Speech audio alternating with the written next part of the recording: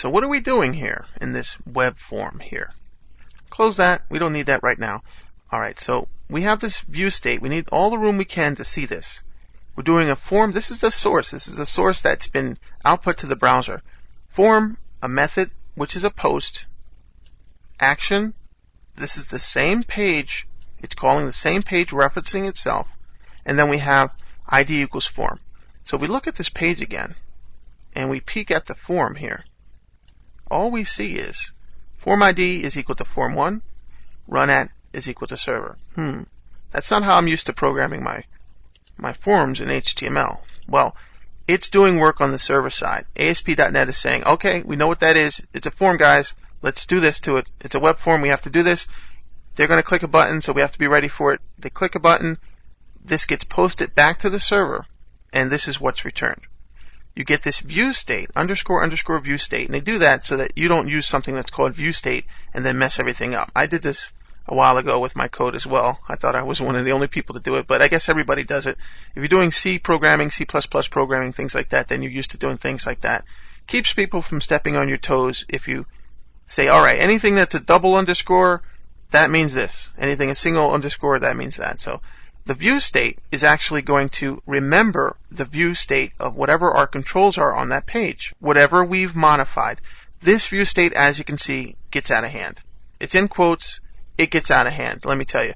The improvements of the view state in ASP.NET 2.0 and moving forward is definitely going to improve things a great deal. But this view state can get out of control, especially if you have a lot of text within these controls, like grids, for example. The view states are going to get large. Look at any grid that you're working with, and then it's an ASP.NET way of working with it. Well, look at it and look at the view state. It might just take over the whole page. So view states can really bulk up your code depending on how much is going to be in there within the properties and all the things that come back from your different controls that you're working with. So keep that in mind. It's really geared towards intranet at this point. ASP.NET 2.0 is definitely improving that, but it's geared towards intranets working with a lot of these controls.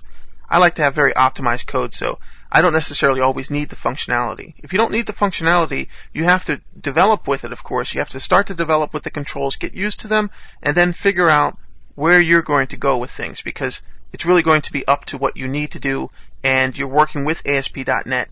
It's not going to just do everything for you. It can, but you don't want it to do that necessarily. Everything else is alright. The span is coming back and it's taken care of.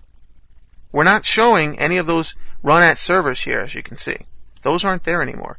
This is code that's coming back from the server side. It's generated from the server side, even though that ASPX file does something else. So it's like little hidden things in there that get done, and it helps us when we're working with our files. It's great. So use it as you need to.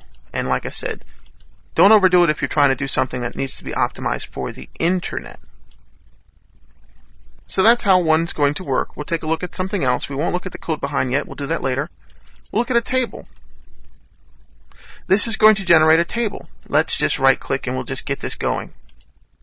We can do a certain amount of table rows if we want, and table cells, we'll do 7.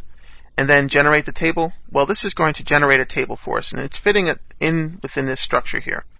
But it's generating a table automatically. Look at the code. What's going on? Well, we have a normal selection with options, which I'll show you a different way to do that. Right? Our view state again. All that posting information, which we didn't specify, that gets specified for us. The table cell selection as well, rows and cells. Then we have this nice, neat table.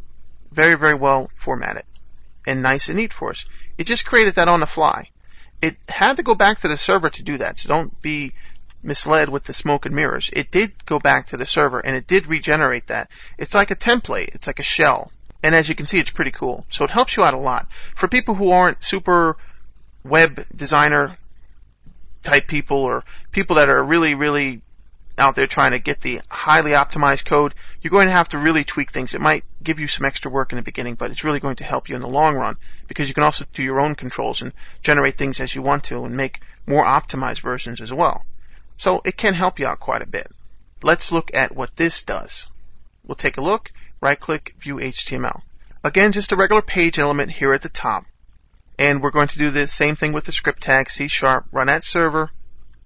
And this doesn't even get seen because we're running it at the server. As you know, if you work with script tags, you know what this does. Run at the server, so when we do that with our controls that we put on a page, we know that that's not going to get passed to the browser.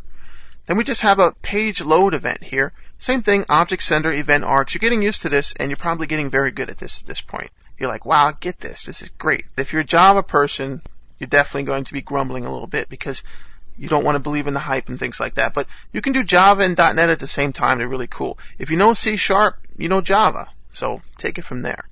All right, anyway, we have a page load, and we're really happy about that. This is going to work with the page load to actually create our table. You can see we have a for loop here that's going to create a table for us when it's needed, as you can see. And that's going to just loop through, create a HTML table row, and this is just instantiating just like you're used to, and we'll talk about this and how it works.